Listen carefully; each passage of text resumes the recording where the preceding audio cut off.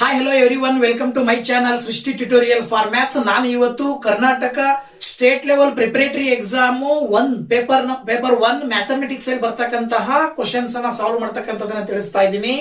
ಹಿಂದಿನ ವಿಡಿಯೋದಲ್ಲಿ multiple choice 1 ಅಂಕ ಮತ್ತು 2 ಅಂಕದ ಕ್ವಶನ್ಸ್ ಅನ್ನ ನಿಮ್ ಜೊತೆ ಹಂಚ್ಕೊಂಡಿದ್ದೀನಿ. ಈಗ 3 ಅಂಕದ ಕ್ವಶನ್ಸ್ ಅನ್ನ ಸಾಲ್ವ್ ಮಾಡೋದು ಹೇಗೆ ಅಂತಕ್ಕಂಥದನ್ನ ಈ ಒಂದು ವಿಡಿಯೋದಲ್ಲಿ ತಿಳಿಸ್ಕೊಡ್ತಾ ಇದ್ದೀನಿ. ಸೊ ಬನ್ನಿ ಕ್ಲಾಸ್ ಶುರು ಮಾಡೋಣ. ಸೊ ನೋಡಿ, ಮೊದಲನೇ ಕ್ವಶನ್ 25ನೇ ಕ್ವಶನ್ 3 ಅಂಕದ ಪ್ರಾರಂಭ ಆಗತ್ತಲ್ವಾ. ಸೊ ಅದರಲ್ಲಿ 25ನೇ ಕ್ವಶನ್ ಏನ್ ಹೇಳುತ್ತೆ, find the zeros of the quadratic polynomial p of x is equal to x square minus 2x minus 8 and verify the relationship between the zeros and the coefficients ಅಂತ ಕೊಟ್ಟಿದ್ದಾರೆ. ಅಂದ್ರೆ ಈ ಒಂದು p of x is equal to x square minus 2x minus 8 ಈ ಒಂದು ವರ್ಗ ಬಹುಪದೋಕ್ತಿಯ ಶೂನ್ಯತೆಗಳನ್ನು ಕಂಡುಹಿಡಿಯಿರಿ ಹಾಗೂ ಆ ಶೂನ್ಯತೆಗಳು ಮತ್ತು ಸಹಗುಣಕಗಳ ನಡುವಿನ ಸಂಬಂಧವನ್ನು ತಾಳೆ ನೋಡಿ ಅಂತ ಕೊಟ್ಟಿದ್ದಾರೆ. 3 ಅಂಕಕ್ಕೆ 100% ಈ ಕ್ವಶನ್ ಇರುತ್ತೆ. ಸೊ ಈ ತರದ ಪ್ರಶ್ನೆಯನ್ನ ಹೇಗೆ ಸಾಲ್ವ್ ಮಾಡೋದು ಅಂತಕ್ಕಂಥದ್ದು ನೋಡೋದಾದ್ರೆ, ಮೊದಲನೇದಾಗಿ ಶೂನ್ಯತೆಯನ್ನ ಕಂಡುಹಿಡಿಯಕ್ಕೆ ಕೊಟ್ಟಿದ್ದಾರೆ. ಅಂದ್ರೆ ನೀವು ರೂಟ್ ಅನ್ನ ಕಂಡುಹಿಡಿಬೇಕಂದ್ರೆ ಏನ್ ಹೇಳ್ಬೋದು, ಜೀರೋಸ್ ಅನ್ನ ಕಂಡುಹಿಡಿಬೇಕು ಅಂತ ಹೇಳಿದ್ರೆ ಫ್ಯಾಕ್ಟರೈಸೇಷನ್ ಮೆಥಡ್ ಅನ್ನ ಬಳಕೆ ಮಾಡ್ತೀವಿ. ಸೊ ಫ್ಯಾಕ್ಟರೈಸೇಷನ್ ಮೆಥಡ್ ಅನ್ನ ಬಳಕೆ ಮಾಡಬೇಕು ಅಂದ್ರೆ ಎಕ್ಸ್ ಸ್ಕ್ವೇರ್ ನ ಕೊಯಿಫಿಸಿಯೆಂಟ್ ಮತ್ತೆ ಕಾನ್ಸ್ಟೆಂಟ್ ನಂಬರ್ ನ ಮಲ್ಟಿಪ್ಲೈ ಮಾಡ್ತೀರಾ. 1 ಇಂಟು -8 ಮಾಡಿದ್ರೆ -8 ಬರುತ್ತೆ. ಈ -8 ಅನ್ನ 2 ಸಂಖ್ಯೆಯಾಗಿ ಸ್ಪ್ಲಿಟ್ ಮಾಡಬೇಕು. ಆ 2 ಸಂಖ್ಯೆಗಳನ್ನ ಗುಣಿಸಿದ್ರೆ -8 ಬರಬೇಕು. ಕೂಡಿದ್ರೆ ಅಥವಾ ಕಳೆದ್ರೆ ಎಕ್ಸ್ ನ ಕೊಯಿಫಿಸಿಯೆಂಟ್ ಬರಬೇಕು. ಸೊ ಯಾವ್ದು ತಗೊಳ್ತೀರಾ? ಸಿಂಪ್ಲಿ ನೀವು 4 2s 8 ಅಂತ ತಗೊಳ್ಬಹುದು. 4ರಲ್ಲಿ 2 ಕಳೆದ್ರೆ -2 ಬರಬೇಕು ಅಂದ್ರೆ ದೊಡ್ಡ ಸಂಖ್ಯೆಗೆ ಚಿಹ್ನೆ ಮೈನಸ್ ಹಾಕಿ, ಹಾಗೇನೆ ಚಿಕ್ಕ ಸಂಖ್ಯೆಗೆ ಚಿಹ್ನೆಯನ್ನ ಪ್ಲಸ್ ಹಾಕಿ. ಈಗ ನೀವೇನ್ ಮಾಡಬಹುದು, ಇಲ್ಲಿ -2x ಅನ್ನ X square minus 4x plus 2x minus 8 ಅಂತ ಬರೀಬಹುದು. ಇದಾದ ನಂತರ ಇವೆರಡು ಒಂದು ಗ್ರೂಪ್, ಇವೆರಡು ಒಂದು ಗ್ರೂಪ್, ಎರಡೆರಡು ಪದಗಳ ಗುಂಪನ್ನ ಮಾಡಿದಾಗ ಈ 2 ಪದಗಳಲ್ಲಿ x ಕಾಮನ್ ಇದೆ, x ಮೈನಸ್ 4 ಉಳ್ಕೊಳ್ಳುತ್ತೆ. ಈ 2 ಪದಗಳಲ್ಲಿ 2 ಕಾಮನ್ ಇದೆ, ಇಲ್ಲೂ ಕೂಡ x ಮೈನಸ್ 4 ಉಳ್ಕೊಳ್ಳುತ್ತೆ. ಈಗ 2 ಗುಂಪನ್ನ ಅಬ್ಸರ್ವ್ ಮಾಡಿದ್ರೆ ಈ ಗುಂಪಿನಲ್ಲಿ x ಮೈನಸ್ 4 ಅನ್ನೋದು ಒಂದು ಫ್ಯಾಕ್ಟರ್ ಕಾಮನ್ ಆಗಿದೆ. ಇನ್ನ ಇಲ್ಲಿ x ಉಳಿತು, ಈ ಗುಂಪಿನಲ್ಲಿ +2 ಉಳಿತು. ಓಕೆನಾ? ಸೊ ಇದಾದ ನಂತರ ಜೀರೋಸ್ ಕಂಡಿಡೀರಿ, ಶೂನ್ಯತೆಗಳನ್ನ ಕಂಡಿಡೀರಿ. ಅಂದ್ರೆ ಅದರ ಅರ್ಥ x ಮೈನಸ್ 4 ಅನ್ನ ಈಕ್ವಲ್ ಟು 0 ಅಂತ ತಗೊಳ್ಬೇಕು, ಅಥವಾ x ಪ್ಲಸ್ 2 ಅನ್ನ ಈಕ್ವಲ್ ಟು 0 ಅಂತ ತಗೊಳ್ಬೇಕು. ಈಗ ಏನಾಗುತ್ತೆ ನೋಡಿ, ಇಲ್ಲಿ x is equal to 4 -4 equal ಇಂದ ಆ ಕಡೆ ಹೋದ್ರೆ +4 ಬರುತ್ತೆ. ಅದೇ ರೀತಿ +2 ಈಕ್ವಲ್ ಇಂದ ಆ ಕಡೆ ಹೋದ್ರೆ -2 ಬರುತ್ತೆ. ಅಲ್ಲಿಗೆ ನಿಮಗೆ 2 ಜೀರೋಸ್ ಸಿಕ್ಕು. ಜೀರೋಸ್ ನ ಕಂಡುಹಿಡಿಯಿರಿ ಅಂತ ಕೇಳಿದ್ದಾರೆ. ಸೊ ಅವ್ರು ಕೇಳಿರುವಂತ 2 ಜೀರೋಸ್, 2 ಶೂನ್ಯತೆಗಳು 4 ಮತ್ತೆ -2. ಈ ಶೂನ್ಯತೆಗಳನ್ನ ಕಂಡುಹಿಡಿದ ನಂತರದಲ್ಲಿ ವೆರಿಫೈ ಮಾಡ್ಬೇಕು, ತಾಳೆ ನೋಡ್ಬೇಕಂತೆ. ಏನು ಶೂನ್ಯತೆಗಳು ಮತ್ತು ಸಹಗುಣಕಗಳ ಸಂಬಂಧಕ್ಕಿರುವಂತಹ ಒಂದು ಸಂಬಂಧವನ್ನ ತಾಳೆ ನೋಡ್ಬೇಕು. ಅದಕ್ಕೆ ತಾಳೆ ನೋಡ್ಬೇಕು ಅಂದ್ರೆ ನೀವು X square minus 2x minus 8 ಅನ್ನ ಆಸ್ ಇಟ್ ಈಸ್ ಬರ್ಕೊಂಡು ಏನ್ ಮಾಡ್ಬೇಕಾಗತ್ತೆ, X square minus 2x minus 8 ಹಾಗೆ ಬರ್ಕೊಳ್ತೀರಾ. ಇದಾದ ನಂತರ ವರ್ಗ ಬಹುಪದೋಕ್ತಿಯ ಆದರ್ಶ ರೂಪ ನಮಗೆ ಗೊತ್ತಿರ್ತಕ್ಕಂಥದ್ದು ax square plus bx plus c ಅಂತೇಳಿ. ಇದಕ್ಕೆ ಕಂಪ್ಯಾರಿಸನ್ ಮಾಡಿದಾಗ a ಇರುವ ಜಾಗದಲ್ಲಿ 1 ಇದೆ, b ಇರುವ ಜಾಗದಲ್ಲಿ -2 ಇದೆ, c ಇರುವ ಜಾಗದಲ್ಲಿ -8 ಅಂತ ಬರ್ಕೊಳ್ತೀರಾ. ಇದಾದ ನಂತರ ಏನ್ ಮಾಡ್ತೀರಾ, ಇಲ್ಲಿ ಈ ವ್ಯಾಲ್ಯೂಸ್ ಅನ್ನು ಬರ್ಕೊಂಡ ನಂತರದಲ್ಲಿ ನಿಮಗೆ ಸಹಗುಣಕಗಳ ಸಂಬಂಧಕ್ಕಿರ್ತಕ್ಕಂಥದ್ದು ಮತ್ತೆ ಶೂನ್ಯತೆಗಳಿಗಿರ್ತಕ್ಕಂಥದ್ರ ಆಧಾರದ ಮೇಲೆ ಸೂತ್ರ ಬರುತ್ತೆ. ಏನು, ಆಲ್ಫಾ ಪ್ಲಸ್ ಬೀಟಾ ಅಂತ ಹೇಳಿದ್ರೆ, ನೀವು ಸಪೋಸ್ ಎಕ್ಸ್ ಅನ್ನ ನೀವು 4 ಅನ್ನ ಆಲ್ಫಾ ಅಂತ ತಗೊಳ್ರಿ, ಹಾಗೇನೆ ಬೀಟಾ ಅಂತ ಹೇಳಿದ್ರೆ -2 ಅಂತ ತಗೊಳ್ರಿ. ನಿಮಗೆ ಬಂದಂತ 2 ಶೂನ್ಯತೆಗಳನ್ನ ಒಂದು ಆಲ್ಫಾ ಇನ್ನೊಂದು ಬೀಟಾ ಅಂತ ಕನ್ಸಿಡರ್ ಮಾಡಿದ್ರೆ ಆಲ್ಫಾ ಮತ್ತು ಬೀಟಾಗಳ ಮೊತ್ತಕ್ಕೆ ಸೂತ್ರ ಬರುತ್ತೆ. ಏನಪ್ಪಾ ಅಂತ ಹೇಳಿದ್ರೆ -b/a ಅಂತ ಹೇಳಿ ಕರಿತೀರ. ಸೊ ಈ -b/a ಫಾರ್ಮುಲಾಗೆ ವ್ಯಾಲ್ಯೂ ಸಬ್ಸ್ಟಿಟ್ಯೂಟ್ ಮಾಡಿದಾಗ ಆಲ್ಫಾ ಪ್ಲಸ್ ಬೀಟಾ ಅಂತ ಹೇಳಿದ್ರೆ 4 ಪ್ಲಸ್ ಬೀಟಾ ಅಂತ ಹೇಳಿದ್ರೆ -2. ಈಗ ನೀವು ಇಲ್ಲಿ ಬಿ ಮತ್ತೆ ಎ ಮತ್ತೆ ಸಿ ನ ವ್ಯಾಲ್ಯೂ ತಗೊಂಡಿದ್ದೀರಲ್ವಾ, ಆ ವ್ಯಾಲ್ಯೂಸ್ ಅನ್ನ ಸಬ್ಸ್ಟಿಟ್ಯೂಟ್ ಮಾಡಿದ್ರೆ -b ಅಂತ ಹೇಳಿದ್ರೆ -2 ಡಿವೈಡೆಡ್ ಬೈ a ಅಂತ ಹೇಳಿದ್ರೆ 1.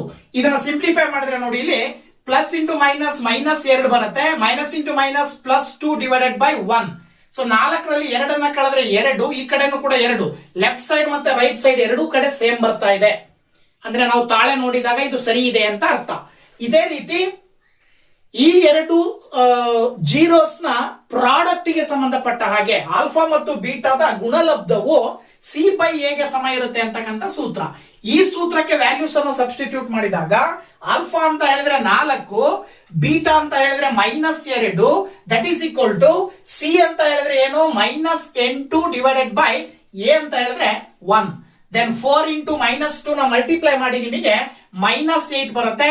-8/1 ಮಾಡಿದ್ರೆ -8 ಬರುತ್ತೆ. ಇಲ್ಲೂ ಕೂಡ ಆನ್ಸರ್ ಸೇಮ್ ಬರ್ತಾ ಇದೆ. ಅಂದ್ರೆ ಅದರ ಅರ್ಥ ನಿಮಗೆ ಏನ್ ಕೇಳಿದ್ರು, ಜೀರೋಸ್ ಕಂಡಿಡಿರಿ ಅಂದ್ರು, ಜೀರೋಸ್ ಕಂಡಿಡಿದ್ವಿ. ಆ ಜೀರೋಸ್ ನ ಆಧಾರದ ಮೇಲೆ ಸಹಗುಣಕಗಳ ಸಂಬಂಧವನ್ನ ತಾಳೆ ನೋಡ್ರಿ ಅಂತ ಹೇಳಿದ್ರು, ತಾಳೆ ನೋಡಿದೀವಿ. ಎರಡು ಕಡೆ ಆನ್ಸರ್ ಸೇಮ್ ಬರ್ತಾ ಇದೆ. ಓಕೆನಾ? ಸೊ ನೆಕ್ಸ್ಟ್ ಅದೇ 25ನೇ ಕ್ವಶನ್ ಅಲ್ಲಿ ಆಪ್ಷನ್ ಆರ್ ಅಂತ ಕೊಟ್ಟು ಮತ್ತೊಂದು ಕ್ವಶನ್ ಕೊಟ್ಟಿದ್ದಾರೆ, ಅದೇ ಚಾಪ್ಟರ್ ಸಂಬಂಧಪಟ್ಟಿದ್ದು. ಸೊ ನೋಡಿ ಏನ್ ಹೇಳ್ತದೆ, right the quadratic polynomial whose sum and product of the zeros are 7 and 12 respectively and find the zeros of the polynomial ಅಂತ ಕೊಟ್ಟಿದ್ದಾರೆ. ಅಂದ್ರೆ ನಿಮಗೆ ಶೂನ್ಯತೆಗಳ ಮೊತ್ತ ಕೊಟ್ಟಿದ್ದಾರೆ, ಮತ್ತೆ ಅದೇ ಶೂನ್ಯತೆಗಳ ಗುಣಲಬ್ಧವನ್ನ ಕೊಟ್ಟಿದ್ದಾರೆ 7 ಮತ್ತು 12 ಅಂತ ಹೇಳಿ. ಈ ಒಂದು ವರ್ಗ ಬಹುಪದೋಕ್ತಿಯನ್ನ ನೀವೇ ಬರೀರಿ, ಹಾಗೆ ಆ ವರ್ಗ ಬಹುಪದೋಕ್ತಿಯ ಶೂನ್ಯತೆಗಳನ್ನ ಕಂಡುಹಿಡಿಯಿರಿ ಅಂತ ಕೊಟ್ಟಿದ್ದಾರೆ. ಸೊ ವರ್ಗ ಬಹುಪದೋಕ್ತಿಯನ್ನ ಕಂಡುಹಿಡಿಯಲಿಕ್ಕೂ ಕೂಡ ಸೂತ್ರ ಇದೆ. ಸೂತ್ರವನ್ನ ಬಳಸಿ ವರ್ಗ ಬಹುಪದೋಕ್ತಿಯನ್ನ ಕಂಡುಹಿಡಿತೀರಾ. ನಂತರ ಹಿಂದೆ ಮಾಡಿದ ಹಾಗೆ ಫ್ಯಾಕ್ಟರೈಸೇಷನ್ ಅಂದ್ರೆ ಅಪವರ್ತನ ವಿಧಾನದ ಮೂಲಕ ಜೀರೋಸ್ ಅನ್ನ ಕಂಡುಹಿಡಿತೀರಾ. ಓಕೆನಾ? ಸೊ ನೋಡಿ, ಮೊದಲನೇದಾಗಿ ವರ್ಗ ಬಹುಪದೋಕ್ತಿಯನ್ನ ನಾವು ಬರ್ಕೊಳ್ಳೋದು ಹೇಗೆ ಅಂತ ಹೇಳಿದ್ರೆ, ಕೊಟ್ಟಿರ್ತಕ್ಕಂಥ ಗಿವನ್ ಏನ್ ಕೊಟ್ಟಿದ್ದಾರೆ, ಸಮ್ ಆಫ್ ದ 2 zeros ಕೊಟ್ಟಿದ್ದಾರೆ, ಆಲ್ಫಾ ಪ್ಲಸ್ ಬೀಟಾ ಅಂತ ತಗೊಳ್ತೀವಿ ಇನ್ ಜನರಲ್ ಆಗಿ. ಅಲ್ಲಿಗೆ 7 + 12 7 ಅಂತ ಕೊಟ್ಟಿದ್ದಾರೆ. ಓಕೆನಾ? ಆಲ್ಫಾ ಪ್ಲಸ್ ಬೀಟಾ ಬಂದ್ಬಿಟ್ಟು 7. ಹಾಗೇನೆ ಆಲ್ಫಾ ಇಂಟು ಬೀಟಾ ಕೊಟ್ಟಿದ್ದಾರೆ 12. ಇನ್ನ ಬಹುಪದೋಕ್ತಿಯನ್ನು ಬರೆಯುವಂತ ಸೂತ್ರ, ವರ್ಗ ಬಹುಪದೋಕ್ತಿಯನ್ನು ಬರೆಯುವಂತ ಸೂತ್ರ ಬಂದ್ಬಿಟ್ಟು P of x is equal to x² minus alpha plus beta into x plus alpha into beta. Values ಅನ್ನ ಇಲ್ಲಿ ಸಬ್ಸ್ಟಿಟ್ಯೂಟ್ ಮಾಡಿಬಿಟ್ರೆ x² minus of alpha plus beta ಅಂತ ಹೇಳಿದ್ರೆ 7 into x plus alpha into beta ಅಂದ್ರೆ 12. ಅಲ್ಲಿಗೆ x² minus 7 into x ಮಾಡಿದ್ರೆ 7x ಬರುತ್ತೆ plus 12. So this is the polynomial, quadratic polynomial ಸಿಕ್ತು ನಿಮಗೆ ಈಗ ವರ್ಗ ಬಹುಪದೋಕ್ತಿ. ಈ ವರ್ಗ ಬಹುಪದೋಕ್ತಿಯನ್ನ ಬರ್ಕೊಂಡು ಇದರ ಶೂನ್ಯತೆಗಳನ್ನ ಕಂಡುಹಿಡಿಬೇಕು. ನೋಡಿ, ಇಲ್ಲಿ x² minus 7x plus 12 ಅಂತ ಬರ್ಕೊಳ್ತೀರಲ್ವಾ, ಇದರ ಶೂನ್ಯತೆಗಳನ್ನ ಕಂಡುಹಿಡಿಯಲಿಕ್ಕೆ ಹಿಂದಿನ ಲೆಕ್ಕದಲ್ಲಿ ಮಾಡಿದ ಹಾಗೇನೆ ಫ್ಯಾಕ್ಟರೈಸೇಷನ್ ಮೆಥಡ್ ಅನ್ನ ಮಾಡಿದ್ರೆ x² ನ ಕೊಯಿಫಿಸಿಯೆಂಟ್ 1 ಇದೆ, ಪಕ್ಕದಲ್ಲಿ ಕಾನ್ಸ್ಟೆಂಟ್ ನಂಬರ್ 12 ಇದೆ, 1 ಮತ್ತೆ 12ರ ಗುಣಲಬ್ಧ 12 ಬರುತ್ತೆ. ಈ 12ಅನ್ನ ನೀವು ಎರಡು ಸಂಖ್ಯೆಗಳಾಗಿ ಸ್ಪ್ಲಿಟ್ ಮಾಡಬೇಕಾಗತ್ತೆ. ನೀವು ಸ್ಪ್ಲಿಟ್ ಮಾಡುವ ಎರಡು ಸಂಖ್ಯೆಗಳು, ಆ ಎರಡು ಸಂಖ್ಯೆಗಳನ್ನ ಗುಣಾಕಾರ ಮಾಡಿದಾಗ ಪ್ರಾಡಕ್ಟ್ 12 ಬರಬೇಕು, ಮತ್ತೆ ಅವೆರಡನ್ನ ಕೂಡಿದಾಗ ಅಥವಾ ಕಳೆದಾಗ ಎಕ್ಸ್ ನ ಸಹ ಗುಣಕ ಬರಬೇಕು. ಸೊ -7 ಬರಬೇಕು ಅಂತ ಹೇಳಿದ್ರೆ ನೀವೇನ್ ಮಾಡಬಹುದು, 4 × 3 ಅಂತ ತಗೊಂಡ್ರೆ -7 ಬರುತ್ತೆ. ಹೆಂಗಪ್ಪ ಬರುತ್ತೆ -7? 4, 3 ತಗೊಂಡ್ರೆ ಅಂದ್ರೆ ಎರಡಕ್ಕೂ ಚಿಹ್ನೆ ಮೈನಸ್ ತಗೊಳ್ರಿ. -4ಕ್ಕೆ -3 ಅನ್ನ ಕೂಡಿದ್ರೆ 7 ಬರುತ್ತೆ. -4 ಮತ್ತೆ -3 ಗುಣಾಕಾರ ಮಾಡಿದ್ರೆ 12 ಬರುತ್ತೆ. ಓಕೆನಾ? ಸೊ ಹಾಗಾಗಿ x² minus 4x minus 3x plus 12 ಅಂತ ತಗೊಳ್ತೀರಾ. ಈಗ ಎರಡೆರಡು ಪದಗಳ ಒಂದೊಂದು ಗುಂಪನ್ನ ಮಾಡಿ ಎರಡು ಪದಗಳಲ್ಲಿ ಕಾಮನ್ ಆಗಿರ್ತಕ್ಕಂಥ ಪದವನ್ನ ಹೊರಗಡೆ ತೆಗೆದ್ರೆ ಇಲ್ಲಿ x - 4 ಉಳಿತದೆ. ಇವೆರಡರಲ್ಲೂ -3 ಕಾಮನ್ ಇದೆ, ಇಲ್ಲೂ ಕೂಡ x - 4 ಉಳ್ಕೊಳ್ಳುತ್ತೆ. ಈಗ x - 4 ಅನ್ನೋದು ಒಂದು ಕಾಮನ್ ಆಗಿರ್ತಕ್ಕಂಥ ಫ್ಯಾಕ್ಟರ್ ಆದ್ರೆ ಇನ್ನೊಂದು ಇಲ್ಲಿ x ಉಳಿದಿದೆ, ಈ ಕಡೆ -3 ಉಳಿದಿದೆ.